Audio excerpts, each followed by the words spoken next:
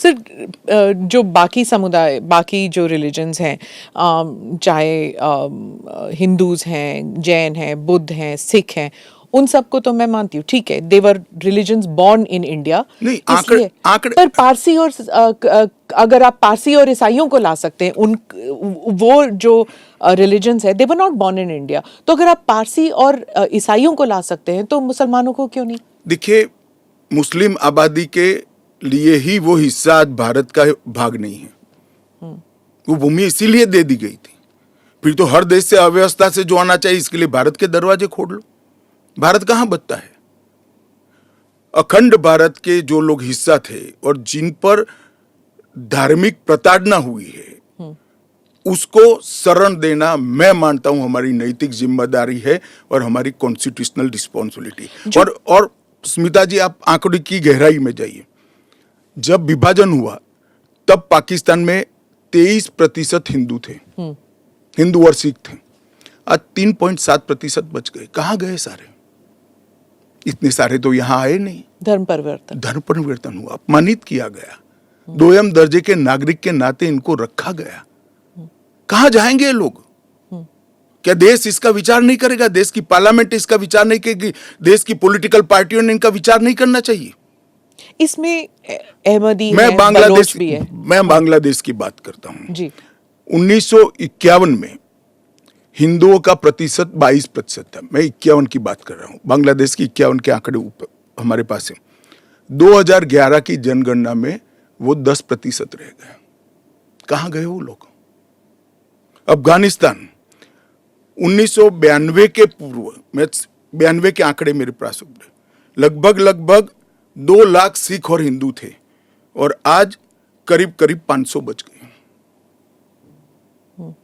क्या इन लोगों को अपनी बिलीफ से जीने का अधिकार नहीं है? वो जब भारत एक था तब हमारे ही थे, हमारे ही भाई है, हमारी ही बहनें हैं, हमारी ही माता है।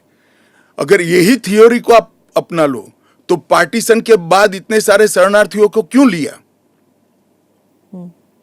उसका भी तर्क नहीं है फिर तो वही मैं पूछूंगी कि आपने कहा कि धर्म के आधार पर दूसरा मुल्क बना, पर वहां पर शिया और अहमदी, बलोच, ये भी तो प्रताड़ित है वहां पर। देखिए, वो प्रताड़ना आंकड़ों के आधार पर इतनी सिद्ध नहीं की जाती और पूरी दुनिया में ये सारा ब्लॉक मुस्लिम ब्लॉक माना जाता है। आप मेरी बात समझ कर चलिए। और शिया, अहमदिया वो तो छोड़िए, मुसलमान को भी अधिकार है यहाँ एप्लीकेशन करने का। हमारे संविधान ने रास्ता खोला है, वो एप्लीकेशन कर रेफ्यूजी के तौर पर ना रेफ्यूजी के तौर पर नहीं, नागरिकता लेने के लिए अप्लाई कर सकते हैं।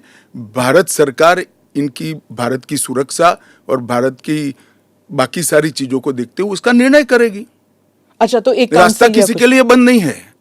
अच्छा। ये स्पेशल एक्ट इसलिए बनाया है कि ये किसी भी वैध डॉक्यूमेंट के बगैर शरण में आए हैं, बॉर्डर क्रॉस कर आ गए हैं। तो अब आपने पोर्टल भी खोल दिया है, उसमें वो सारे डिटेल्स करेंगे। वो पोर्टल सुरक्षित है और अगर किसी के पास दस्तावेज नहीं है तो क्या अब वो ना नागरिक है, ना माइग्रेंट है, ना रेफ्यूजी है, क्या बन जाते हैं? देखिए, मैं आपको बताता हूं, जिनके पास दस्तावेज नहीं है इसका रास्ता हम बाद में ढूंढेंगे, परंतु जिनके पास दस्तावेज है वो मेरे एक रफ अंदाज से 85% से ज्यादा है। और कितनी देर लगेगी? क्योंकि उन्हें एक ओथ भी लेना पड़ेगा। हमने कोई समय मर्यादा नहीं रखी है।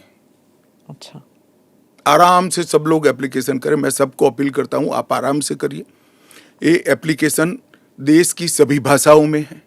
आपकी भाषा में आप डाउनलोड कर सकते हो, एप्लीकेशन कर सकते हो और आपकी समय की अनुकूलता से भारत सरकार आपको इंटरव्यू के लिए बुलाएगी और डॉक्यूमेंट की ऑडिट के लिए बुलाएगी। और वो फेस टू फेस इंटरव्यू होगा या फिर फेस टू फेस होगा? Face to face, original document लेकर आना। एक महत्त्वाची अपडेट या ठिकाणी समोर येते, तर कुठल्याही वैध कागदपत्रांशिवाय शरण आलेल्या लोकांसाठी हा कायदा असल्याचं अमित शहांनी CAA बद्दल बोलताना म्हटलेलं आहे।